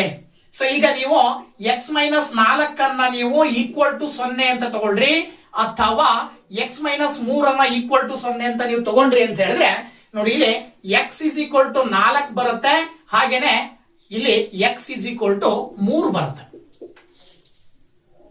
ಈಗ ನಿಮಗೆ ಪಾಲಿನಾಮಿಯಲ್ ಕಂಡಿಡಿರಿ ಅಂದ್ರು, ಪಾಲಿನಾಮಿಯಲ್ ಅನ್ನ ಕಂಡಿಡಿದ್ರಿ. ಪಾಲಿನಾಮಿಯಲ್ ಫಾರ್ಮೇಶನ್ ಮಾಡಿದ ನಂತರದಲ್ಲಿ ಅದೇ ಪಾಲಿನಾಮಿಯಲ್ ನ ಜೀರೋಸ್ ಕಂಡಿಡಿರಿ ಅಂತ ಹೇಳಿದ್ರು. ಆ ಎರಡು ಜೀರೋಸ್ ಅನ್ನ ಕಂಡಿಡಿದೀವಿ. 3 ಅಂಕದ ಕ್ವಶನ್. ಓಕೆನಾ? ನೆಕ್ಸ್ಟ್ 3 ಅಂಕದ ಎರಡನೇ ಕ್ವಶನ್ ಥೇರಮ್, ಸರ್ಕಲ್ ಪಾಠದಲ್ಲಿ ಬರ್ತಕ್ಕಂತ ಥೇರಮ್. ಏನ್ ಕೊಟ್ಟಿದಾರಪ್ಪ ಥೇರಮ್ ಅಂತ ಹೇಳಿದ್ರೆ, prove that the lengths of tangents drawn from an external point to a circle are equal ಅಂತ ಕೊಟ್ಟಿದ್ದಾರೆ. ಅಂದ್ರೆ ಸರ್ಕಲ್ ನ ಹೊರಭಾಗದಿಂದ ಒಂದು ಪಾಯಿಂಟ್ ಇಂದ ಸರ್ಕಲ್ ಗೆ ಹಾಕುವಂತ ಎರಡು ಟ್ಯಾಂಜೆಂಟ್ಸ್ ಸಮ ಇದಾವೆ ಅನ್ನೋದನ್ನ ಪ್ರೂವ್ ಮಾಡ್ರಿ. ಬಾಹ್ಯ ಬಿಂದುವಿನಿಂದ, ಇದು ಬಾಹ್ಯ ಬಿಂದು, ಬಾಹ್ಯ ಬಿಂದುವಿನಿಂದ ವೃತ್ತಕ್ಕೆ ಎಳೆದ ಎರಡು ಸ್ಪರ್ಶಕಗಳ ಉದ್ದವು ಸಮವಾಗಿರುತ್ತದೆ ಎಂದು ಸಾಧಿಸಿ. ಅಂತ ಕೊಟ್ಟಿದ್ದಾರೆ. ಸೊ ಇದನ್ನ ಸಾಧನೆ ಮಾಡ್ಬೇಕಂದ್ರೆ ಮೊದಲು ಚಿತ್ರ ಹಾಕೊಳ್ತೀರಾ. ಈ ಕೊಟ್ಟಿರುವಂತ ಚಿತ್ರವನ್ನ ಬಿಡಿಸ್ಕೊಂಡು ಆ ಚಿತ್ರದ ಆಧಾರದ ಮೇಲೆ ದತ್ತಾಂಶವನ್ನು ಬರ್ಕೊಳ್ಬೇಕಾಗತ್ತೆ. ಡಾಟಾ ಅಂತ ಕರಿತೀವಿ ಅದನ್ನ. ಏನ್ ಕೊಟ್ಟಿದ್ದಾರೆ ಅಲ್ಲಿ ಸ್ಟೇಟ್ಮೆಂಟ್ ಅಲ್ಲಿ ಕೊಟ್ಟಿರುವಂತದ್ರ ಆಧಾರದ ಮೇಲೆ O is the centre of circle. O ಅನ್ನೋದು ಸರ್ಕಲಿನ ಸೆಂಟರ್. ಹಾಗೇನೆ ಪಿ ಕ್ಯೂ ಮತ್ತೆ P R the tangents drawn from an external point P ಅಂತ ಹೇಳಿ ನೀವು ಹೇಳಬಹುದು. ಓಕೆನಾ? ಅಂದ್ರೆ ಓ ಕೇಂದ್ರವುಳ್ಳ ವೃತ್ತದಲ್ಲಿ ಪಿ ಕ್ಯೂ ಮತ್ತು ಪಿ ಆರ್ ಗಳು ಪಿ ಬಿಂದುವಿನಿಂದ ಎಳೆದ ಸ್ಪರ್ಶಕಗಳಾಗಿವೆ ಅಂತೇಳಿ ಕರಿತೀವಿ ನಾವು. ಇದರ ಆಧಾರದ ಮೇಲೆ ನೀವು ಪ್ರೂವ್ ಮಾಡ್ಬೇಕಾಗಿರೋದು ಏನಪ್ಪಾ ಅಂದ್ರೆ ಸಾಧನೀಯ ಬಂದ್ಬಿಟ್ಟು P Q is equal to P R. ಅಂದ್ರೆ ಆ ಎರಡೂ ಸ್ಪರ್ಶಕಗಳು ಸಮ ಅಂತ ಹೇಳಿ ನೀವು ಪ್ರೂವ್ ಮಾಡ್ಬೇಕು. ಆ ಎರಡೂ ಸ್ಪರ್ಶಕಗಳನ್ನ ಸಮ ಅಂತ ನೀವು ಪ್ರೂವ್ ಮಾಡ್ಬೇಕು ಅಂತ ಹೇಳಿದ್ರೆ ನೀವು ಕನ್ಸ್ಟ್ರಕ್ಷನ್ ಮಾಡ್ಕೊಳ್ಬೇಕಾಗತ್ತೆ. ಅಂದ್ರೆ ರಚನೆ ಮಾಡ್ಕೊಳ್ಬೇಕಾಗತ್ತೆ. ಏನಪ್ಪ ರಚನೆ ಮಾಡ್ಕೊಳ್ಳೋದು ಅಂತ ಹೇಳಿದ್ರೆ ಓದಿಂದ ಪಿ ಅನ್ನ ಜಾಯಿನ್ ಮಾಡಬೇಕು. ಓದಿಂದ ಪಿ ಅನ್ನ ಜಾಯಿನ್ ಮಾಡಬೇಕು. ಅದ್ರ ಜೊತೆಗೆ ಓ ಕ್ಯೂ ಅನ್ನ ಜಾಯಿನ್ ಮಾಡ್ಕೊಳ್ಬೇಕು. ಜೊತೆಗೆ ಓ ಆರ್ ಅನ್ನು ಕೂಡ ಜಾಯಿನ್ ಮಾಡ್ಕೊಳ್ಬೇಕು. ಈ ರೀತಿ ಜಾಯಿನ್ ಮಾಡ್ಕೊಂಡ ನಂತರದಲ್ಲಿ ಇದನ್ನ ಪ್ರೂವ್ ಮಾಡ್ಬೇಕಲ್ವಾ. ಸೊ ಇದನ್ನ ಪ್ರೂವ್ ಮಾಡ್ಬೇಕಾದ್ರೆ ನೀವು ತ್ರಿಭುಜ ಓ ಕ್ಯೂ ಪಿ ಮತ್ತೆ ತ್ರಿಭುಜ ಓ ಆರ್ ಪಿ ಅನ್ನ ಕನ್ಸಿಡರ್ ಮಾಡಿದ್ರೆ ಗೊತ್ತಾಯ್ತಲ್ವಾ. ತ್ರಿಭುಜ ಓ ಕ್ಯೂ ಪಿ ಮತ್ತು ತ್ರಿಭುಜ ಓ ಆರ್ ಪಿ ನಲ್ಲಿ ನಮಗೆ ಗೊತ್ತಿರುವಂತೆ ಓ ಕ್ಯೂ ಪಿ ಮತ್ತೆ ಓ ಆರ್ ಪಿ ಎರಡೂ ಕೂಡ ಲಂಬಕೋನವಾಗಿರ್ತವೆ. ಒಂದೇ ಪ್ರಮೇಯ ಬರುತ್ತೆ ಇದೇ ಪಾಠದಲ್ಲಿ. ಸೊ ಆ ಒಂದು ಪ್ರಮೇಯದ ಸ್ಟೇಟ್ಮೆಂಟ್ ಹೇಳುತ್ತೆ ಏನಂತೇಳಿ, ಒಂದು ವೃತ್ತದ ತ್ರಿಜ್ಯ ಮತ್ತು ಸ್ಪರ್ಶಕಗಳ ನಡುವಿನ ಕೋನವು 90 ಡಿಗ್ರಿ ಇರುತ್ತದೆ. ಅಂದ್ರೆ ಲಂಬ ಕೋನವಾಗಿರುತ್ತದೆ, ಅಂದ್ರೆ ಲಂಬವಾಗಿರುತ್ತವೆ ಅಂತ ಹೇಳ್ತದೆ. ಅದರ ಆಧಾರದ ಮೇಲೆ ಸರ್ಕಲ್ ಥಿಯರಮಿನ ಆಧಾರದ ಮೇಲೆ 90 ಡಿಗ್ರಿ ಅಂತ ಬರೀತೀವಿ. ಅಂದ್ರೆ ಅಲ್ಲಿಗೆ ಈ ಎರಡು ಕೋನಗಳು ಸಮ ಆಯಿತು. ಇನ್ನು ಉಳಿದಿರ್ತಕ್ಕಂಥದ್ದು ನೋಡಿ, ಇಲ್ಲಿ ಓ ಕ್ಯೂ ಮತ್ತೆ ಓ ಆರ್ ಅಂತಕ್ಕಂಥವು ಎರಡೂ ಕೂಡ ಸಮ ಇರ್ತವೆ. ಓ ಕ್ಯೂ ಮತ್ತೆ ಓ ಆರ್ ಅಂತಕ್ಕಂಥ ಕರೆಸ್ಪಾಂಡಿಂಗ್ ಸೈಡ್ಸ್ ಅನುರೂಪ ಬಾಹುಗಳು ಸಮ ಇರ್ತವೆ. ಯಾಕೆ ಅಂದ್ರೆ ವೃತ್ತದ ತ್ರಿಜ್ಯಗಳು ಎರಡೂ ಕೂಡ ಒಂದೇ ವೃತ್ತದ ತ್ರಿಜ್ಯಗಳು ಸಮವಾಗಿರುತ್ತವೆ. ಇದರ ಆಧಾರದ ಮೇಲೆ O Q is equal to O R, radii of the same circle ಅಂತ ಕರಿತೀವಿ. ಅಂದ್ರೆ ಒಂದೇ ವೃತ್ತದ ತ್ರಿಜ್ಯಗಳು ಸಮವಾಗಿರುತ್ತವೆ. ಇನ್ನ ನೆಕ್ಸ್ಟ್ ಇನ್ನೊಂದು ತಗೊಳ್ಳೋದಾದ್ರೆ ಓ ಪಿ ಅಂತಕ್ಕಂಥ ಒಂದು ಬಾಹುವನ್ನ ಕನ್ಸಿಡರ್ ಮಾಡಿದ್ರೆ ಓ ಪಿ ಅಂತಕ್ಕಂಥದ್ದು ಮೇಲ್ಗಡೆ ತ್ರಿಭುಜಕ್ಕೂ ಕೂಡ ಬರ್ತದೆ ಸೈಡು, ಕೆಳಗಡೆ ತ್ರಿಭುಜಕ್ಕೂ ಕೂಡ ಸೇಮ್ ಸೈಡ್. ಸೊ ಕಾಮನ್ ಆಗಿ ಎರಡಕ್ಕೂ ಇರ್ತಕ್ಕಂಥ ಸೈಡ್ ಸಾಮಾನ್ಯ ಬಾಹು ಯಾವುದು ಅಂದ್ರೆ ಓ ಪಿ. ಸೊ ಅದು ಕೂಡ ಸಮ ಇರುತ್ತೆ. ನೀವು ಸ್ವಲ್ಪ ಅಬ್ಸರ್ವ್ ಮಾಡಿದ್ರೆ ಒಂದು ಕೋನ 90 ಡಿಗ್ರಿ ರೈಟ್ ಆಂಗಲ್ ಇದೆ. ಒಂದು ಓ ಕ್ಯೂ ಮತ್ತೆ ಓ ಆರ್ ಅಂತಕ್ಕಂಥದ್ದು ಒಂದು ಸೈಡ್. ಹಾಗೇನೆ ಇನ್ನೊಂದು ಯಾವುದು ಅಂದ್ರೆ ಓ ಪಿ ಅಂತಕ್ಕಂಥದ್ದು ಈ ಎರಡು ಕೋನಗಳನ್ನ ಅಬ್ಸರ್ವ್ ಮಾಡಿದ್ರೆ ಲಂಬ ಕೋನ ತ್ರಿಭುಜಗಳಾಗಿದ್ದು ಈ ಲಂಬ ಕೋನದ ಎದುರುಗಡೆ ಇರುವಂತ ಬಾಹುವನ್ನ ನಾವು ವಿಕರ್ಣ ಹೈಪಾಟಿನಸ್ ಅಂತ ಕರಿತೀವಿ. ಸೊ ಹೈಪಾಟಿನಸ್ ಸಮ ಇದೆ, ಎರಡು ಸೈಡ್ ಸಮ ಇದಾವೆ, ಎರಡು ಕೋನಗಳು ಲಂಬವಾಗಿದ್ದಾವೆ ಅಂತ ಹೇಳಿದ್ರೆ ಕರೆಸ್ಪಾಂಡಿಂಗ್ ಆಂಗಲ್ಸ್. ನಾವು ಆರ್ ಎಚ್ ಎಸ್ ಕಾಂಗ್ರುಯೆನ್ಸ್ ರೂಲ್ ನ ಆಧಾರದ ಮೇಲೆ ಈ ಎರಡು ತ್ರಿಭುಜಗಳು ಸರ್ವಸಮ ಕಾಂಗ್ರುಯೆಂಟ್ ಟ್ರಯಾಂಗಲ್ಸ್ ಅಂತ ಹೇಳಿ ಕರಿತೀವಿ. ಯಾವಾಗ ಎರಡು ತ್ರಿಭುಜಗಳು ಕಾಂಗ್ರುಯೆಂಟ್ ಅಂತ ಕರಿತೀವೋ ಅದರಲ್ಲಿ ಬರುವ ಎಲ್ಲಾ ಅನುರೂಪ ಬಾಹುಗಳು ಮತ್ತು ಅನುರೂಪ ಕೋನಗಳು ಸಮ ಇರ್ತವೆ. All corresponding sides and the corresponding angles are equal. CPCT ಅಂತ ಕರಿತೀವಿ. ಅಂದ್ರೆ ಕಾಂಗ್ರುಯೆಂಟ್ part of corresponding part of ಕಾಂಗ್ರುಯೆಂಟ್ triangles ಅಂತ ಬರ್ತದೆ. ಇದರ ಆಧಾರದ ಮೇಲೆ ನೀವೇನ್ ಹೇಳ್ಬೇಕಾಗತ್ತೆ, ಪಿ ಕ್ಯೂ ಅನ್ನುವಂತಹ ಬಾಹು ಮೇಲ್ಗಡೆ ಟ್ರಯಾಂಗಲ್ ನಲ್ಲಿ ಇದ್ರೆ ಅದರ ಕರೆಸ್ಪಾಂಡಿಂಗ್ ಸೈಡ್ ಕೆಳಗಡೆ ಯಾವ್ದು ಬರುತ್ತೆ, P R. So that P Q is equal to P R ಅಂತ ಹೇಳಿ ನೀವು ಸುಲಭವಾಗಿ ಹೇಳಬಹುದು. ಯಾವ್ದ್ರ ಆಧಾರದ ಮೇಲೆ, CPCT ಯ ಆಧಾರದ ಮೇಲೆ. ಸೊ ನಿಮಗೆ ಪ್ರೂವ್ ಮಾಡಕ್ ಕೇಳಿರೋದು ಕೂಡ ಅದನ್ನೇ ಅವರು. ಓಕೆನಾ? ಓಕೆ, ಇನ್ನ 27ನೇ ಕ್ವಶನ್ ಏನ್ ಹೇಳುತ್ತೆ ಅಂತ ನೋಡೋದಾದ್ರೆ, find the ratio in which the line segment joining A of 1, -5 and B of -4, 5 is divided by the x-axis. Also find the coordinates of the point of division ಅಂತ ಕೊಟ್ಟಿದ್ದಾರೆ. ಇಲ್ಲಿ ಎರಡು ಬಿಂದುಗಳನ್ನ ಕೊಟ್ಟಿದ್ದಾರೆ. ಆ ಎರಡು ಬಿಂದುಗಳನ್ನ ಸೇರಿಸುವ ರೇಖಾಖಂಡವು ಎಕ್ಸ್ ಅಕ್ಷದಿಂದ ಡಿವೈಡ್ ಆಗತ್ತೆ ಅಂತ ಕೊಟ್ಟಿದ್ದಾರೆ. ಅಂದ್ರೆ ಅದರ ಅರ್ಥ ಆ ಒಂದು ಬಿಂದು ಎಕ್ಸ್ ಅಕ್ಷದ ಮೇಲೆ ಬರುತ್ತೆ. ಎಕ್ಸ್ ಅಕ್ಷದ ಮೇಲೆ ಬರುತ್ತೆ ಅಂದ್ರೆ ಅದರ ಅರ್ಥ ಏನಾಗುತ್ತೆ ಅಂತ ಹೇಳಿದ್ರೆ ವೈ ನ ವ್ಯಾಲ್ಯೂ 0 ಇರುತ್ತೆ. ಇದು ನಮ್ಮ ತಲೆಯಲ್ಲಿ ಇರಬೇಕು. ಇದರ ಆಧಾರದ ಮೇಲೆ ಯಾವ ಅನುಪಾತದಲ್ಲಿ ವಿಭಾಗಿಸಲ್ಪಡುತ್ತದೆ ಅಂದ್ರೆ M1 ಮತ್ತೆ M2 ಅನ್ನ ಕಂಡುಹಿಡ್ಕೊಳ್ಬೇಕು. ಸೊ M1 ಮತ್ತೆ M2 ಅನ್ನ ಕಂಡುಹಿಡಿಯಿರಿ. ಹಾಗೇನೆ ಆ ವಿಭಾಗಿಸುವ ಬಿಂದುವಿನ ನಿರ್ದೇಶಾಂಕಗಳನ್ನು ಕಂಡುಹಿಡಿಯಿರಿ. ಅಂದ್ರೆ ಈ ಎಕ್ಸ್ ಮತ್ತೆ ವೈ ಅನ್ನ ಕಂಡುಹಿಡಿಯಿರಿ. ಸೊ ಇಲ್ಲಿ ಕಂಡುಹಿಡಿಬೇಕಾದ್ರೆ ನೀವು ಆಲ್ರೆಡಿ ಎಕ್ಸ್ ಅಕ್ಷದಿಂದ ಅಂತ ಕೊಟ್ಟಿರೋದ್ರಿಂದ ಎಕ್ಸ್ ನ ವೈ ನ ವ್ಯಾಲ್ಯೂ 0 ಬಂದ್ಬಿಟ್ಟಿರುತ್ತೆ. ನೀವು ಎಕ್ಸ್ ನ ವ್ಯಾಲ್ಯೂ 1 ಅನ್ನ ಕಂಡುಹಿಡಿಬೇಕಾಗತ್ತೆ. ಇದರ ಆಧಾರದ ಮೇಲೆ ಕೊಟ್ಟಿರುವಂತ ಬಿಂದುಗಳನ್ನ x1 y1 x2 y2 ಅಂತ ತಗೊಳ್ರಿ. ಇದಾದ ನಂತರ x, y ಅಂತ ಬರ್ಕೊಂಡು x, 0 ಅಂತ ತಗೊಳ್ರಿ. y ಗೆ 0 ಯಾಕೆ ತಗೊಂಡಿದೀನಿ ಅನ್ನೋದು ಅರ್ಥ ಆಯ್ತು ಅನ್ಕೊಂಡಿದೀನಿ. ನೋಡಿ ಇಲ್ಲಿ ಅದು x ಅಕ್ಷದಿಂದ ಯಾವ ಅನುಪಾತದಲ್ಲಿ ಎಂದು ಕೊಟ್ಟಿರೋದ್ರಿಂದ ಪ್ರಾರಂಭ x ಅಕ್ಷದಿಂದ ಆಗಿರೋದ್ರಿಂದ ನೀವು x ನ ಒಂದು ಆಕ್ಸಿಸ್ ನ ಮೇಲೆ ಪಾಯಿಂಟ್ ಅನ್ನ ಮಾರ್ಕ್ ಮಾಡ್ಬೇಕಂದ್ರೆ y ಗೆ ಬೆಲೆ 0 ಇರಬೇಕು. ಅದರ ಆಧಾರದ ಮೇಲೆ y ನ ವ್ಯಾಲ್ಯೂ 0 ತಗೊಂಡಿದ್ದೀನಿ. ಈಗ ಸೂತ್ರ ಬರ್ತದೆ, ratio ಕಂಡುಹಿಡಿಬೇಕಾದಾಗ y = m1 × y2 + m2 × y1 / m1 + m2 ಅಂತ ತಗೊಳ್ತೀನಿ ನಾನು. ಅಂದ್ರೆ ಸೆಕ್ಷನ್ ಫಾರ್ಮುಲಾದ ಒಂದು ಭಾಗವನ್ನ ಮಾತ್ರ ತಗೊಂಡು ವ್ಯಾಲ್ಯೂ ಅನ್ನ ಸಬ್ಸ್ಟಿಟ್ಯೂಟ್ ಮಾಡಿದ್ರೆ y ಅಂತ ಹೇಳಿದ್ರೆ 0, that is equal to m1 ಅಂತ ಹೇಳಿದ್ರೆ ಗೊತ್ತಿಲ್ಲ ಇಂಟು y2 ಅಂತ ಹೇಳಿದ್ರೆ ಆಕ್ಚುಲಿ 5, ಹಾಗೇನೆ m2 ಅಂತ ಹೇಳಿದ್ರು ಕೂಡ ಗೊತ್ತಿಲ್ಲ. y1 ಅಂತ ಹೇಳಿದ್ರೆ ಏನೋ -5 / m1 + m2, m1 + m2 ಅಂತ ತಗೊಳ್ತೀರಾ. ಈಗ m1 + m2 ಈಕ್ವಲ್ ಇಂದ ಈ ಕಡೆ ಬಂದ್ರೆ 0 × m1 + m2 ಮಾಡಿದ್ರೆ 0 ಬರುತ್ತೆ. 5 × m1 plus into minus actually ಇಲ್ಲಿ ಮೈನಸ್ ಆಗತ್ತೆ 5 × m2. ಇಲ್ಲಿ 0 ಇರೋದ್ರಿಂದ m2 ನ ಈಕ್ವಲ್ ಇಂದ ಆ ಕಡೆ ಕಳಿಸಿದ್ರೆ ನೀವು 5 × m1 = 5 × m2 ಅಂತ ಬರ್ಕೊಳ್ಬಹುದು.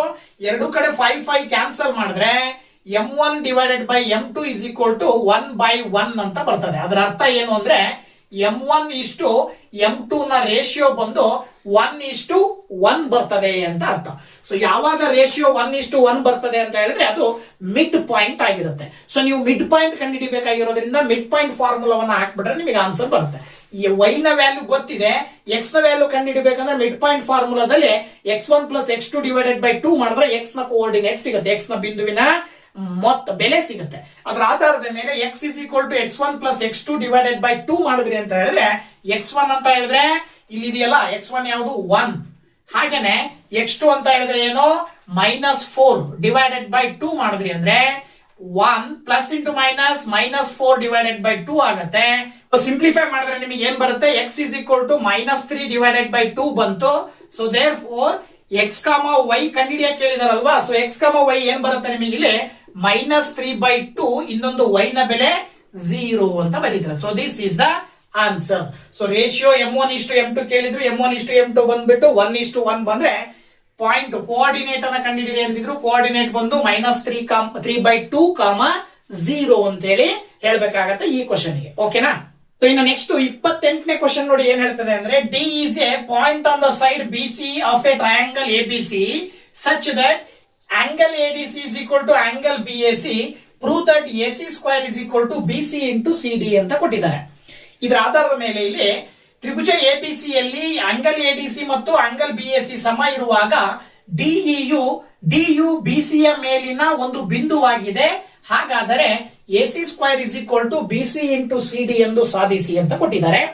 ಈ ಕೊಟ್ಟಿರುವ ಸ್ಟೇಟ್ಮೆಂಟ್ ಇನ ಆಧಾರದ ಮೇಲೆ ನೀವು ಡಯಾಗ್ರಾಮ್ ಹಾಕೊಂಡ್ರೆ ನೋಡಿ, ಡಯಾಗ್ರಾಮ್ ABC ಅಂತಕ್ಕಂಥ ಒಂದು ಡಯಾಗ್ರಾಮ್ ಅಲ್ಲಿ D ಅಂತಕ್ಕಂಥದ್ದು BC ಯ ಮೇಲಿದೆ ಒಂದು ಬಿಂದು ಅಂತ ತಗೊಂಡ್ರೆ ಅವ್ರು ಹೇಳ್ತಾರೆ BAC ಎನ್ನುವಂತ ಕೋನವು ಆಂಗಲ್ ADC ಎನ್ನುವಂತ ಕೋನಕ್ಕೆ ಸಮ ಇರುತ್ತೆ ಅಂತ ಹೇಳ್ತಾ ಇದ್ದಾರೆ. ಇದರ ಆಧಾರದ ಮೇಲೆ ನಾವೇನ್ ತಗೊಳ್ಬಹುದು ಅಂದ್ರೆ ಕೊಟ್ಟಿರುವಂತ ತ್ರಿಭುಜವನ್ನ ಕನ್ಸಿಡರ್ ಮಾಡಿದ್ರೆ in triangle ABC and triangle DAC ಈ ದೊಡ್ಡ ಟ್ರಯಾಂಗಲ್ ABC ಮತ್ತೆ DAC ಟ್ರಯಾಂಗಲ್ ನ ಕನ್ಸಿಡರ್ ಮಾಡಿದ್ರೆ ಆ ಎರಡೂ ತ್ರಿಭುಜಗಳಲ್ಲಿ ನೋಡಿ ಇಲ್ಲಿ ಅವರೇ ಕೊಟ್ಟಿರುವ ಹಾಗೆ ಆಂಗಲ್ BAC ಮತ್ತೆ ಆಂಗಲ್ ADC ಸಮ ಗಿವನ್ ಡಾಟಾದ ಆಧಾರದ ಮೇಲೆ ಬರ್ಕೊಂಡಿದ್ವಿ. ಹಾಗೇನೆ ಇನ್ನೊಂದೇನು ನಮಗೆ ಗೊತ್ತಿರ್ತಕ್ಕಂಥದ್ದು ಈ ಕೋನ ಇದೆಯಲ್ಲ, ಈ BC ಅಂತಕ್ಕಂಥದ್ದು ದೊಡ್ಡ ಟ್ರಯಾಂಗಲ್ ನಲ್ಲೂ ಇದೆ, ಚಿಕ್ಕ ಟ್ರಯಾಂಗಲ್ ನಲ್ಲೂ ಇದೆ. ಸೊ ಎರಡೂ ಟ್ರಯಾಂಗಲ್ ನಲ್ಲಿ ಬರುವಂತ ಆಂಗಲ್ ಕಾಮನ್ ಆಂಗಲ್ ಸೇಮ್ ಇರುತ್ತೆ. ಹಾಗಾಗಿ ACP is equal to ACD ಅಂತ ತಗೊಳ್ತೀವಿ.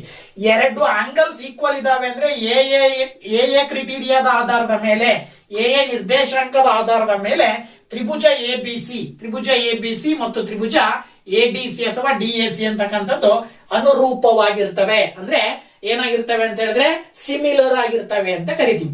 ಯಾವಾಗ ಎರಡು ತ್ರಿಭುಜಗಳು ಸಿಮಿಲರ್ ಆಗಿರ್ತಾವೋ ಆ ಎರಡು ತ್ರಿಭುಜಗಳ ಕರೆಸ್ಪಾಂಡಿಂಗ್ ಸೈಡ್ಸ್ ನ ರೇಷಿಯೋ ಸಿಮಿಲರ್ ಆಗಿರುತ್ತೆ, ಪ್ರಪೋರ್ಷನೇಟ್ ಆಗಿರುತ್ತೆ. ಅದರ ಆಧಾರದ ಮೇಲೆ ನಾವಿಲ್ಲಿ CA ಕನ್ಸಿಡರ್ ಮಾಡಿದ್ರೆ ದೊಡ್ಡ ಟ್ರಯಾಂಗಲ್ ನಲ್ಲಿ CA ಗೆ ಕರೆಸ್ಪಾಂಡಿಂಗ್ ಸೈಡ್ ಯಾವ್ದಾಗತ್ತೆ ಅಂತ ಹೇಳಿದ್ರೆ ಸಿ ಡಿ ಆಗತ್ತೆ ಚಿಕ್ಕ ಟ್ರಯಾಂಗಲ್ ನಲ್ಲಿ.